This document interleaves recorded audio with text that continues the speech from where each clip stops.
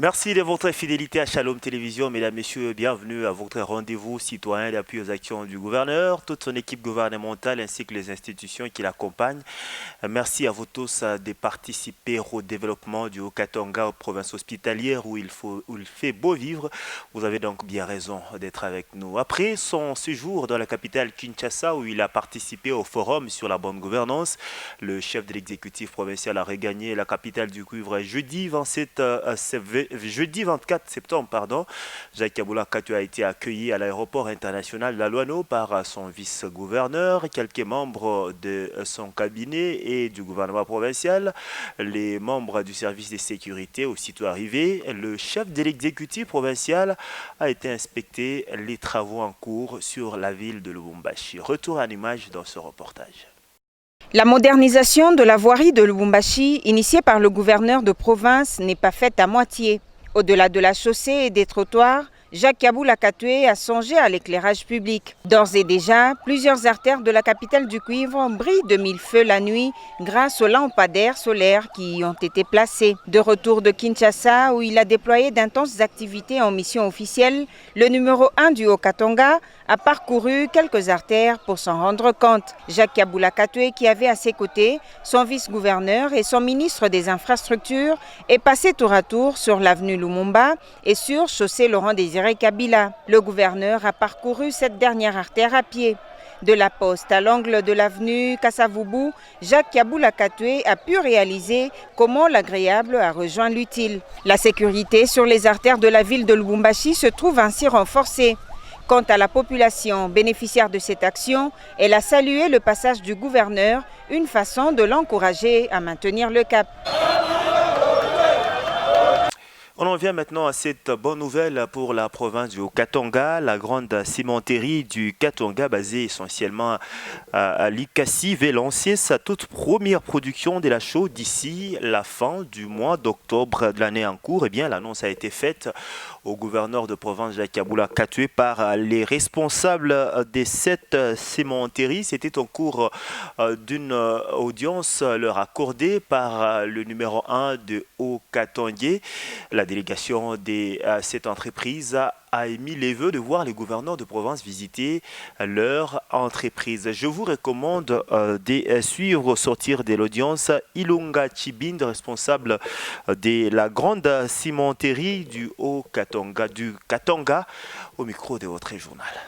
Nous sommes venus rencontrer son Excellence le gouverneur de province pour lui présenter d'abord nos civilités et après lui présenter les actionnaires qui sont en train de monter une usine à chaux au niveau de l'Ikasi et une usine à ciment.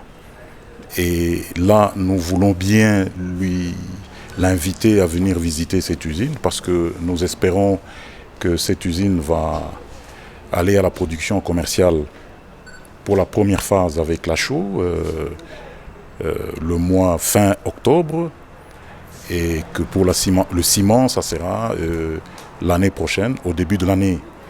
Alors, nous voulions aussi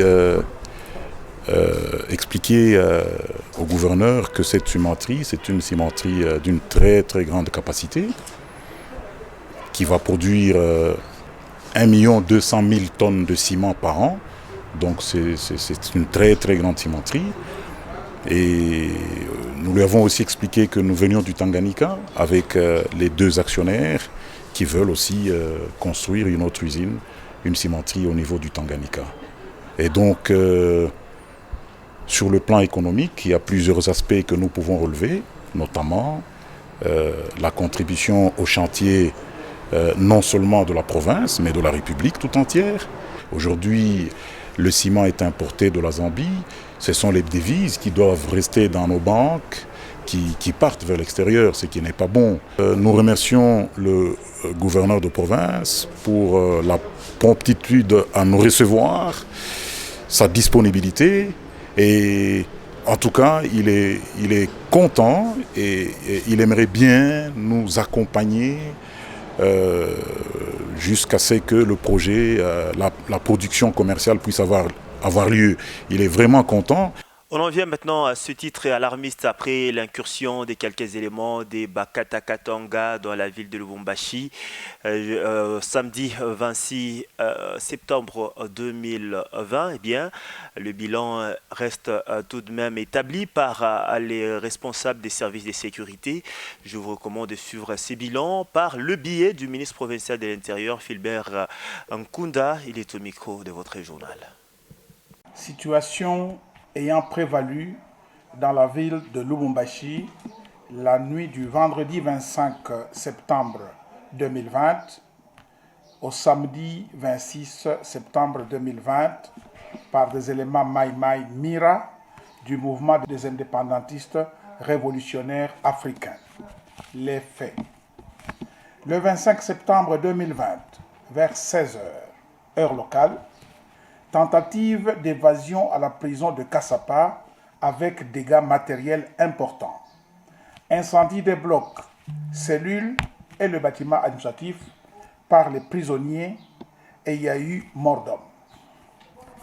Tentative qui a été déjouée par les forces de l'ordre.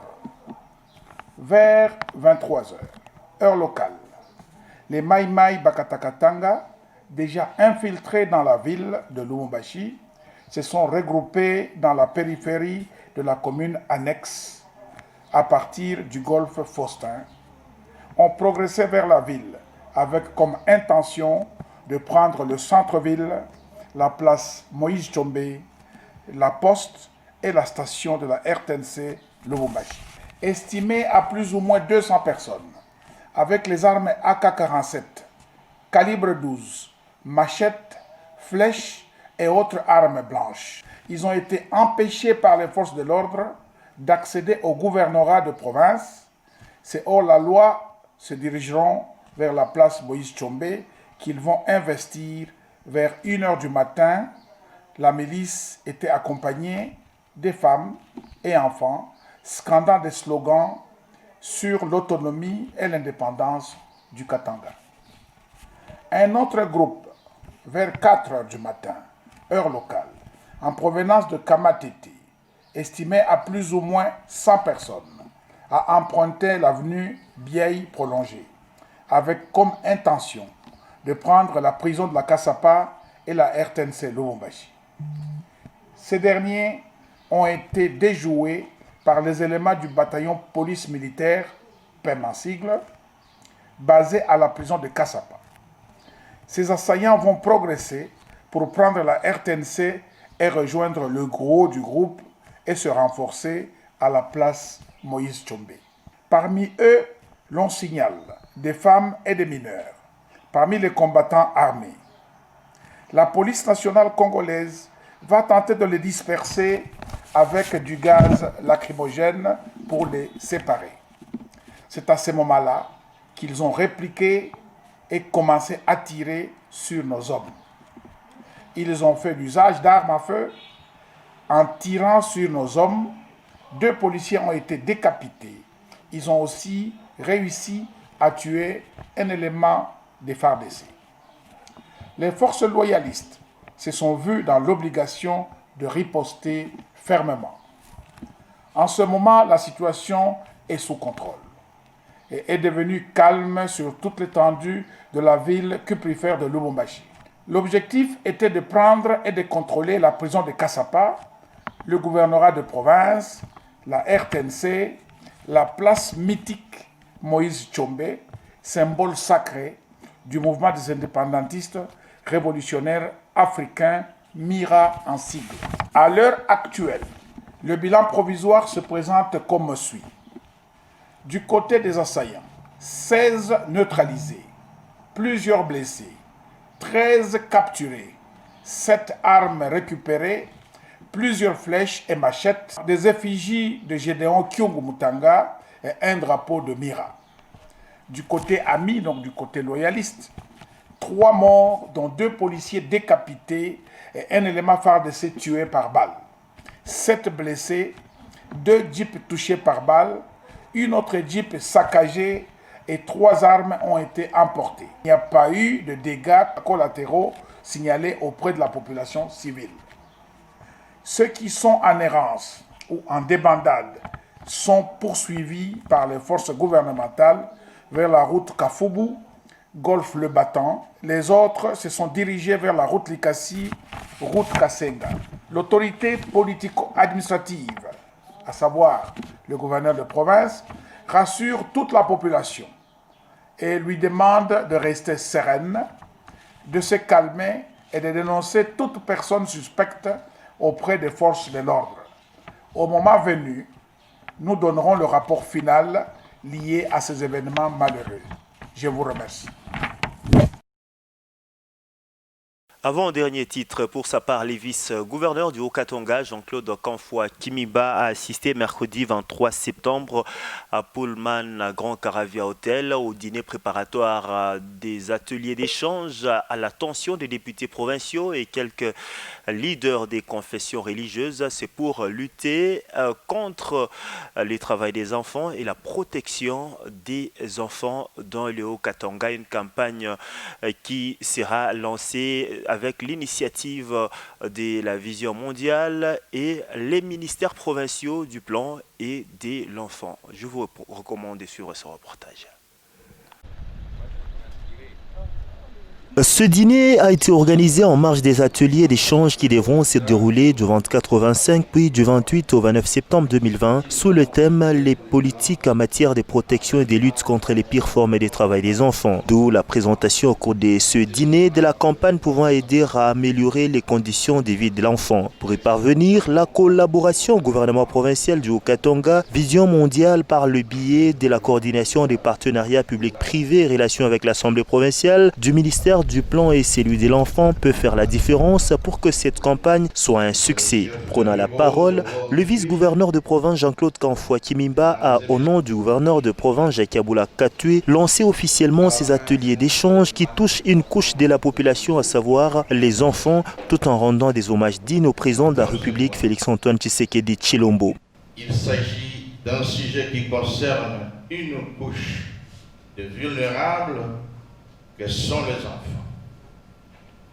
Un tel sujet trouve sa place dans la vision du chef de l'État, son Excellence Félix-Antoine Tshisekedi Tshilombo, chef de l'État qui milite pour l'édification d'une société solidaire. Il vous souviendra que le gouvernement provincial, dirigé par le vaillant gouverneur Jacques Kaboula Katoué, s'est déjà rangé en ordre de bataille utile afin d'assurer la récupération et l'encadrement des enfants dits de la rue par l'atténuation des éventuelles causes de ces phénomènes. Ces ateliers d'échange constitueront une opportunité pour les participants, députés provinciaux et leaders des confessions religieuses de réfléchir sur la protection de l'enfant, sa croissance spirituelle et son bien-être dans les contextes fragiles de la RDC exacerbés par la Covid-19. Dernier titre, mesdames, messieurs, pour nous séparer d'avec vous pour les comptes néanmoins de ce numéro du journal du Gouv. Les vice-gouverneurs du Haut-Katanga, Jean-Claude Kanfoua Kimiba, a reçu en audience une forte délégation de la Direction générale des douanes et accises. C'était le mercredi 23 septembre 2020 dans son cabinet de travail. Cette délégation a été conduite auprès du numéro 2 du Haut-Katanga par le directeur général AI de la DGDA. Je vous propose de le suivre au sortir de cette audience.